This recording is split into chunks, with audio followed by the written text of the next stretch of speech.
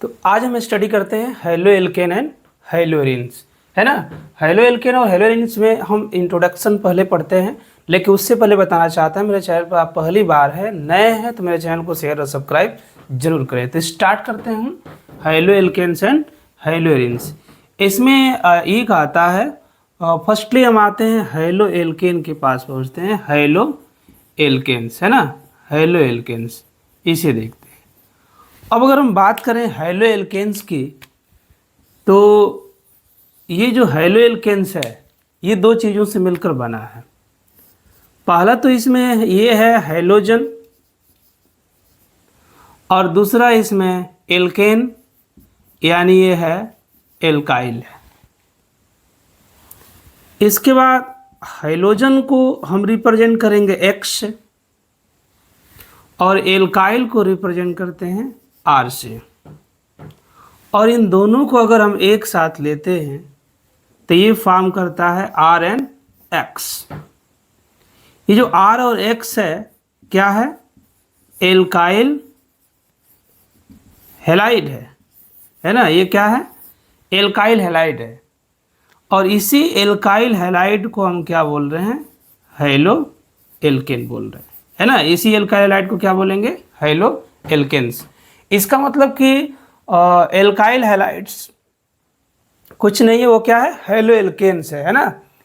अब अगर हम बात करें आगे, तो जैसे हम अगर R लेते हैं, R है ना, ये है, तो R को हम रिप्रेजेंट कर सकते हैं, जैसे मान लीजिए CH3 है, CH3, CH2 है, CH3, CH2, CH2, ये है। और भी बहुत सारे एल्काइल्स होते हैं, तो ये एल्काइल्स हैं, है ना।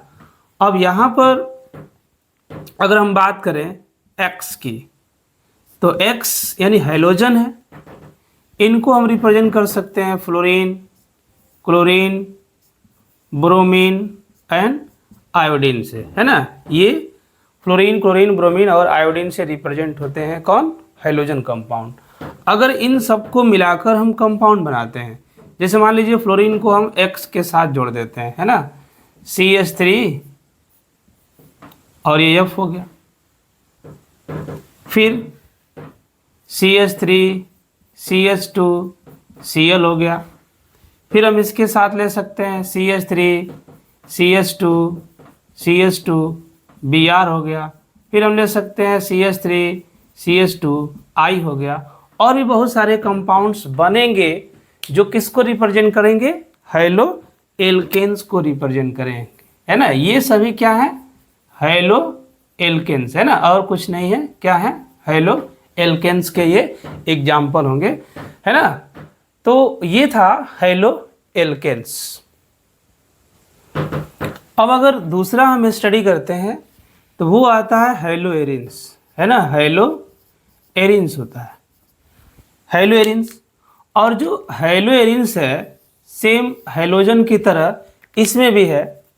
यहाँ अगर देखेंगे तो हैलो मीन्स हैलोजन होंगे और एरीन्स मतलब एरोमेटिक रिंग, है ना। ये एरीन्स है। हैलोजन को X से यहाँ पर रिप्रेजेंट करेंगे और जो एरीन्स होंगे, एरोमेटिक रिंग होंगे, उसको बेसिकली अगर देखा जाए तो हम लोग ऐसे एरोमेटिक रिंग से क्या करते हैं? रिप्रेजेंट करते हैं। अगर इनको हम लेते हैं एक साथ यहाँ पर ऐसे, तो यहाँ X लगा देते हैं, तो ये क्या हो जाएंगे? हैलो एरीन्स हो जाएंगे, है ना। क्या होंगे? हैलो एरीन्स, है ना। यानी हैलो एरीन्स कुछ नहीं है, हैलो बेंजीन ही तो है। ये बेंजीन, इसको क्या बोल सकते हैं? R, हम हैलो बेंजीन बोल सकते हैं, R हैलो बेंजीन, है ना। यानी जितने हैलो बेंजीन ही हैं वो सब क्या है? हैलो एरीन्स को रिप्रेजेंट करते हैं। बहुत सारे एग्जाम्पल इसके मिलेंगे। जैसे अगर बात करें यहाँ पर, ये एक क्लोरोबेंजीन है जो हैलो एरीन है ना। यहाँ तक कि अगर इसको हम लेते हैं आयोडोबेंजीन, यहाँ अगर लेते हैं इसको ब्रोमोबेंजीन, है ना। तो ये सभी जो एग्जाम्पल हैं किसके, हेलो एरिन्स के, है ना। और भी बहुत सारे एग्जाम्पल मिलेंगे जो हेलो एरिन्स को क्या करेंगे, रिप्रेजेंट करेंगे। अब थोड़ा सा हम आते हैं हेलो एल्केन्स और हेलो एरिन्स में जो CX बॉन्ड होते हैं उनके बीच डिफरेंस देखते हैं। जैसे अगर हम बात करें इसकी RCHX, ये क्या है, हेलो एल्केन है, हेलो एल्केन्स है ना, ये हेलो एल्केन्स है।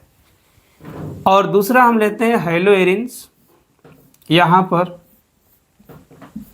ये है हेलो एरिन्स, हेलो एरिन्स, है ना। तो यहाँ पर आप क्या देख रहे हैं, हेलो एल्केन्स और हेलो एरिन्स में यहाँ पर जो कार्बन है सभी सिंगल बॉन्डेड है, यहाँ पर कार्बन के साथ सब सिंगल बॉन्ड है। जब सब सिंगल बॉन्ड है तो इस पर हाइब्रिडाइजेशन क्या होगा, sp3 होगा। और यहाँ पर जो हाइब्रिडाइजेशन होगा वो क्या होगा, sp2 हाइब्रिडाइजेशन होगा, है ना। तो ये sp3 हाइब्रिडाइजेशन, वो sp2 हाइब्रिडाइजेशन, sp2 हाइब्रिडाइजेशन की वजह से ये क्या करता है कि इस X को अपनी तरफ अटैक करता है ना, क्या करता है, X को अपनी तरफ अटैक करता है। तो जब X को अपनी तरफ अटैक करता है तो ये जो X होता है इस कार्बन के और करीब चला जाता है ना, क्योंकि यहाँ पर क्या है, S कैरेक्टर ज़्यादा है इस हेलो एल्केन के कंपेरिजन। यहाँ पर क्या sp3 हाइब्रिडाइजेशन है, S कैरेक्टर कम है, तो ये जो कार्बन पर इलेक्ट्रोनेगेटिव प्रॉपर्टीज है लेकिन इससे कम है, इसलिए ये क्या करता है, कार्बन इसको अपने तरफ अटैक नहीं कर पाता है और ये इस X को अपनी तरफ अटैक कर लेता है। यहाँ पर जब ये अपने तरफ अटैक करता है तो अगर हम बात करें जो CX बॉन्ड होता है ये हेलो एल्केन का, वो CX bond of hello Erin से क्या होता है, ज़्यादा होता है ना, है ना। ये बॉन्ड लेंथ क्या होगा, CX बॉन्ड लेंथ से क्या होगा, ज़्यादा होगा, है ना। तो यहाँ पर ये डिफरेंस है ड्यू टू हाइब्रिडाइजेशन, यानी हाइब्रिडाइजेशन के बेस की वजह से ये दोनों के बॉन्ड लेंथों में क्या होता है, डिफरेंस हो जाता है। अब बॉन्ड लेंथ में डिफरेंस होने की वजह से ये शार्टर बॉन्ड है, ये लार्जर बॉन्ड है, तो जो शार्टर बॉन्ड होगा वो क्या होगा, काफ़ी स्ट्रांग बॉन्ड हो जाता है ना। ये वाला बॉन्ड क्या हो जाएगा, काफ़ी स्ट्रांग होता है, तो ये इजीली ब्रेक नहीं करते हैं। तो सभी कंपाउंड या सभी रिएजेंट इसके साथ रिएक्शन नहीं करेंगे, लेकिन यहाँ पर वीक बॉन्ड होने की वजह से अधिकांश रिएजेंट इसके साथ क्या करते हैं, रिएक्शंस को करते हैं, है ना।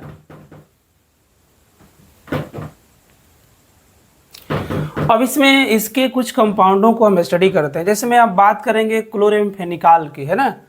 क्लोरेमफेनिकाल जो है एक हैलोजन कंटेनिंग कंपाउंड है। इसके साथ क्या होता है, हैलोजन होता है, वो भी हैलोजन में ये कौन सा हैलोजन कंटेन किया रहता है, तो क्लोरीन इसके साथ रहता है ना। इसके साथ क्या रहता है, क्लोरीन एलिमेंट रहता है। अगर यहाँ हम बात करें क्लोरेमफेनिकाल की, तो ये जो होता है एंटीबायोटिक नेचर शो करता है ना। एंटीबायोटिक इसके अंदर क्या होती है, प्रॉपर्टीज पाई जाती है। दूसरी प्रॉपर्टीज ये है कि एंटीबायोटिक नेचर होने की वजह से इसको यूज किया जाता है मेडिसिन में, है ना। मेडिसिन में इसको क्या करते हैं, यूज करते हैं। इसके अतिरिक्त यूज इन टाइफाइड ट्रीटमेंट, जो टाइफाइड डिजीज होती है उसके ट्रीटमेंट के लिए भी इसका यूज किया जाता है। साथ ही साथ एक सबसे इम्पोर्टेंट और यूज है, जैसे use in treatment of superficial eye disease, है ना। जो सुपरफिशियल आई डिजीज होती हैं, जैसे bacterial conjunctivitis and otitis externa, ये आँखों में होने वाली आई डिजीज है जो इन्फेक्शन से, बैक्टीरियल इन्फेक्शन से होता है, और उसके ट्रीटमेंट के लिए भी क्लोरेमफेनिकाल को यूज किया जाता है। और दूसरी चीज़ ये है कि ये जो आई डिजीज़ हैं उसमें यूज की जाती हैं, इसलिए जो आई ड्रॉप्स होते हैं और ईयर ड्रॉप्स होते हैं उनमें इसको मिक्स किया जाता है और बनाया जाता है, आई ड्रॉप्स और ईयर ड्रॉप्स। इसके अतिरिक्त included in anti bacterial class that inhibit protein synthesis, है ना।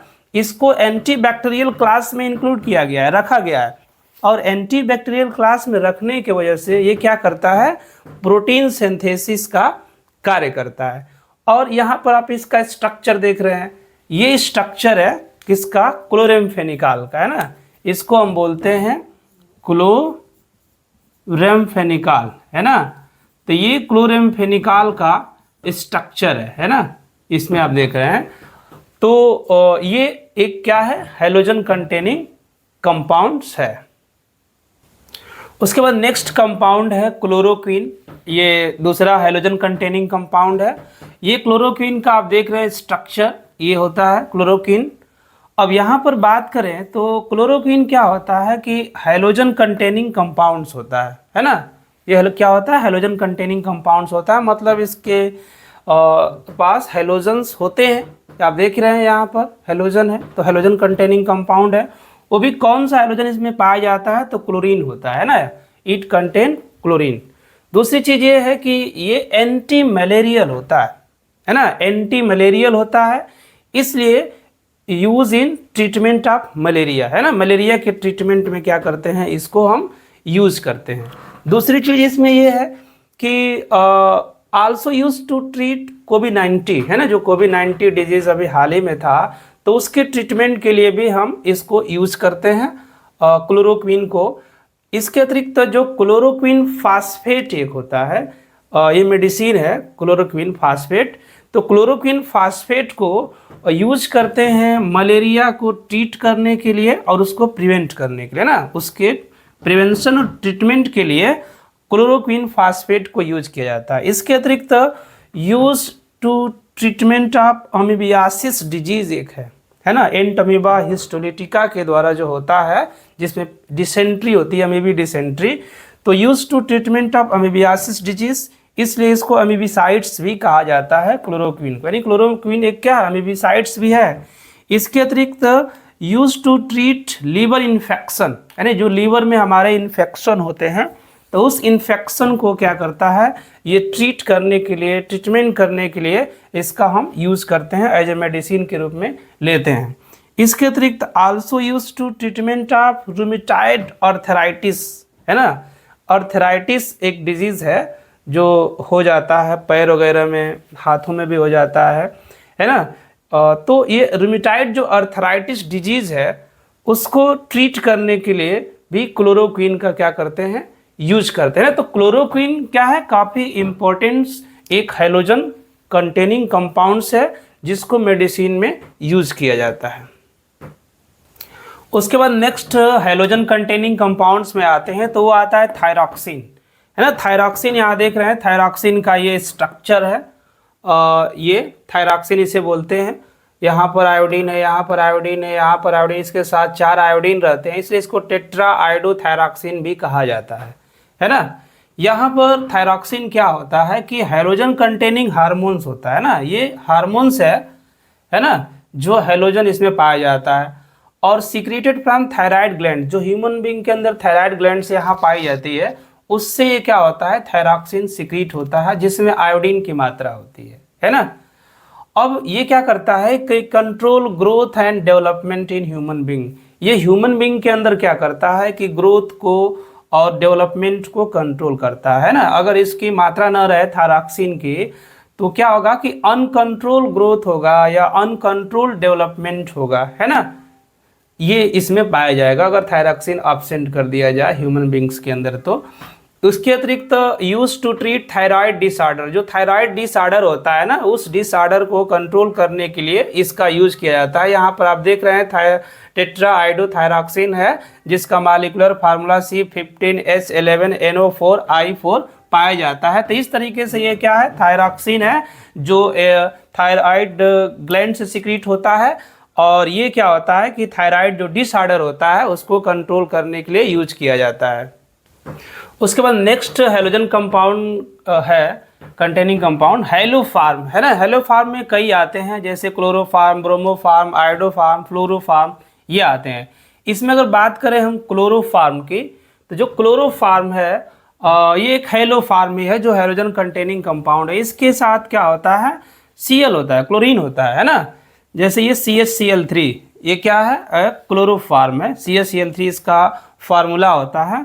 Use as a solvent for resins, fats, oil and rubber, जो रेजिन्स होते हैं, फैट्स होते हैं, ऑयल्स होते हैं, है ना, उसके लिए ये क्या करता है, एज ए सॉल्वेंट का वर्क करता है। इसमें रबर भी डिजॉल्व हो जाएगा, ऑयल्स भी डिजॉल्व हो जाएगा, फैट्स भी डिजॉल्व हो जाएगा, है ना।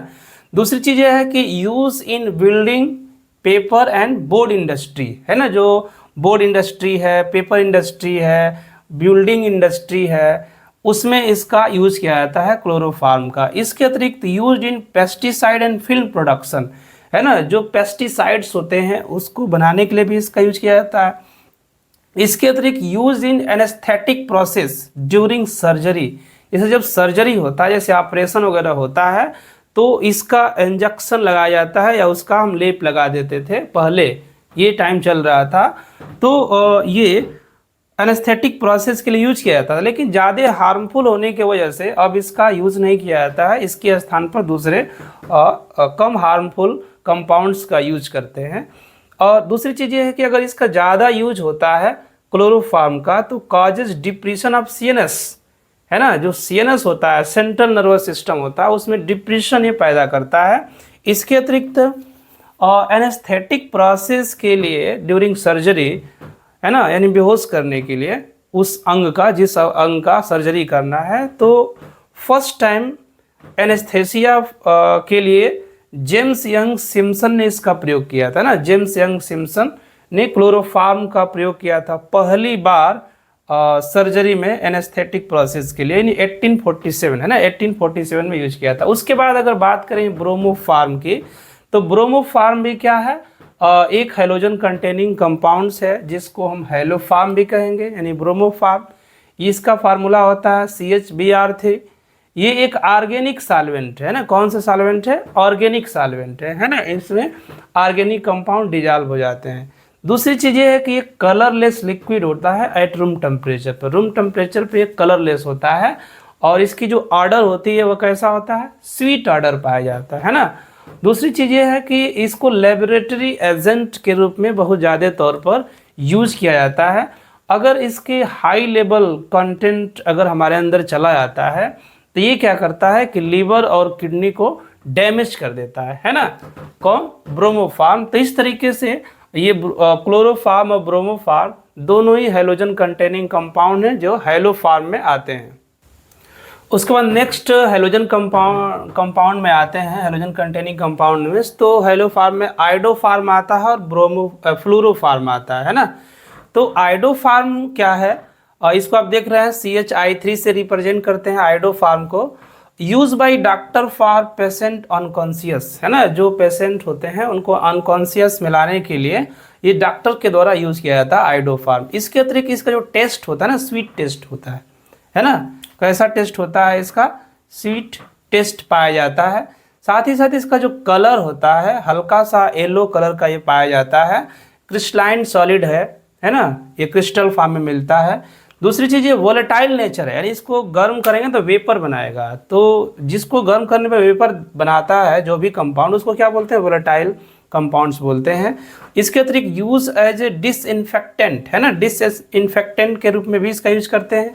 और एंटीसेप्टिक प्रॉपर्टीज होने की वजह से ये जो माइनर स्किन डिजीज होती है उसमें यूज किया जाता है। और साथ ही साथ जो आई डिजीज होती है, आई इन्फेक्शन डिजीज होता है, उसमें भी इसका यूज करते हैं। ऐसा क्यों होता है, क्योंकि जो आइडोफार्म है ना, आयोडीन रिलीज करता है, और आइडोफार्म आयोडीन रिलीज करने के वजह से एंटीसेप्टिक प्रॉपर्टीज को रखता है। यहाँ पर आते हैं फ्लोरोफार्म जो CHF3 से रिप्रेजेंट करते हैं। ये नॉट एन ओजोन डिप्लीटर, मतलब ओजोन को डिस्ट्रॉय नहीं करता है, but as a greenhouse gas की तरह ये वर्क करता है ना, एक ग्रीन हाउस गैस इसको भी कह सकते हैं फ्लोरोफार्म को। ये जनरली लिक्विड फार्म में मिलता है ना, फाउंड इन लिक्विड फार्म। और कलरलेस ऑर्डरलेस ये गैस होता है ना, ये कैसा होता है, कलरलेस होता है, ऑर्डरलेस होता है, लेकिन गैस फार्म में मिलेगा। और यूज एज रेफ्रिजरेंट, है ना, जैसे शीतलक, यानी जो ठंडक पैदा करने के लिए इसको रेफ्रिजरेंट के रूप में फ्लोरोफार्म को क्या करते हैं, यूज करते हैं, है ना। तो ये आइडोफार्म और फ्लोरोफार्म क्या है, एक हैलोफार्म कंपाउंड है ना, जो हैलोजन कंटेन किए रहते हैं, इसलिए इनको हैलोजन कंटेनिंग कंपाउंड भी कहा जाता है।